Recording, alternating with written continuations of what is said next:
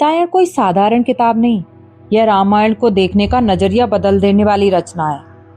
अब तक हमने रामायण को ज्यादातर राम के दृष्टिकोण से सुना, समझा और माना, लेकिन सीतायण हमें इस कहानी के बीच खड़ी उस औरत की आवाज सुनने का मौका देती है जिसकी चुप्पी को सदियों तक त्याग समझ लिया गया। यह किताब सीता को देवी के ऊंचे आसन से नीचे उतारकर एक इंसान के रूप में सामने रखती है। एक ऐसी औरत जो प्रेम करती है, डरती भी है, सवाल भी पूछती है और जरूरत पड़ने पर निर्णय भी लेती है। सीतायण की सबसे बड़ी खासियत यही है कि सीता को कमजोर या बेचारी नहीं बताती, बल्कि उन्हें आत्मसम्मान, धैर्य और आंतरिक शक्ति की मिसाल के रूप में दिखाती है। कहानी की शुरुआत सीता के जन्म से होती है, लेकिन यहाँ जन्म किसी चमत्कार की तरह नहीं, बल्कि धरती से जुड़े हुए अर्थपूर्ण संकेत की तरह दिखाया गया है।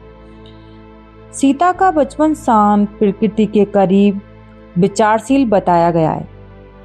वे बचपन से ही अलग थी, न ज्यादा बोलने वाली, न ध्यान को खींचने की कोशिश करने वाली, लेकिन भीतर से एक बेहद गंभीर सोच रखने वाली। वे जीवन को केवल राजमहल की सुविधाओं तक सीमित नहीं मानती, बल्कि धरती, खेत, पेड़ पौधे, आम लोगों के दुख को महसूस करती हैं। यही संवेदनशीलता आगे चलकर उनके पूरे जीवन की नींव बनती है। सीता और राम के विवाह को भी इस किताब में बहुत अलग तरीके से दिखाया गया है। यह सिर्फ राजसी विवाह नहीं, बल्कि दो विचारशील व्यक्तियों का मिलन है। सीता राम को केवल एक राजा या वीर पुरुष के रूप में नहीं देखती, बल्कि एक ऐसे इंसान के रूप में देखती हैं जो मर्यादा में विश्वास करता है। वहीं राम भी सीता को केवल सौंदर्य या भाग्य के रूप में नहीं, बल्कि एक समझदार साथी के रूप में स्वीकार करते हैं।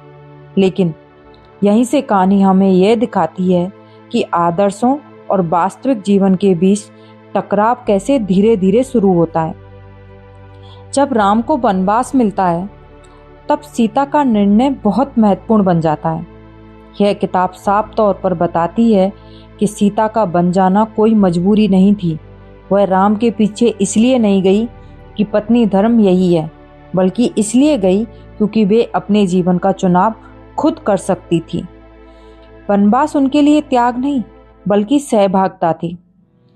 जंगल में सीता सिर्फ सहन नहीं करती, बल्कि हर कठिनाई को समझती हैं, स्वीकार करती हैं और उससे सीखती हैं। जंगल उनके लिए डर नहीं, आत्मबोध का स्थान बन जाता है। वनवास के दौरान सीता के मन में कई सवाल उठते हैं। राजमहल छोड़ने का दुख, अनजान जीवन का डर, भविष्य की चिंता, लेकिन वे इन भावनाओं से भागती नहीं। किताब यहाँ सीता की मानसिक यात्रा को बहुत गहराई से दिखाती है। वे जानती हैं जीवन सिर्फ सुख नहीं, परीक्षा भी है। लक्ष्मण और राम के साथ रहते हुए भी कई बार उनका अकेलापन सामने आता है, और यही अकेलापन उन्हें भीतर से और मजबूत बनाता है। सीता हरण का प्रसंग इस किताब का सबसे दर्दनाक लेकिन सबसे सख्त हिस्सा है।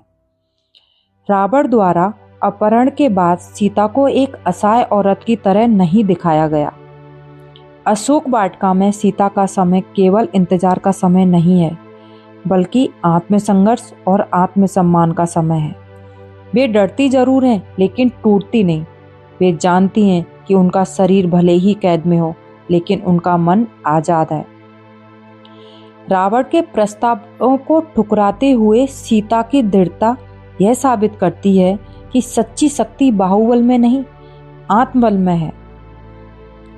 अशोक वाटिका में सीता खुद से सवाल करती है, क्या उनका त्याग सही था?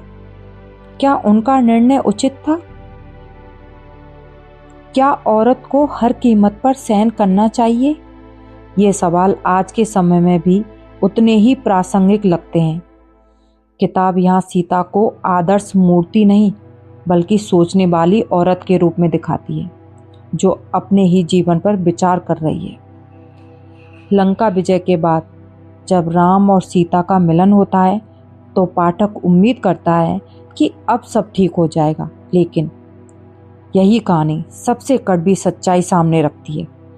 अग्नि परीक्षा का प्रसंग सीतायण में बहुत तीखे तरीके से लिखा गया है। यहाँ यह सवाल खुलकर उठता है, क्या प्रेम और विश्वास को भी प्रमाण की जरूरत होती है? क्या समाज की शंका किसी औरत के आत्मसम्मान से बड़ी हो सकती है? सीता अग्नि परीक्षा देती जरूर है, लेकिन किताब यह साफ करती है यह उनकी जीत नहीं बल्कि समाज की हार है। इसके बाद का जीवन और भी ज्यादा पीड़ादायक है। जब सीता को फिर से वन भेजा जाता है तब वह निर्णय उनके भीतर तोड़ देता है। अब यह वनवास त्याग नहीं बल्कि अस्वीकार होता है।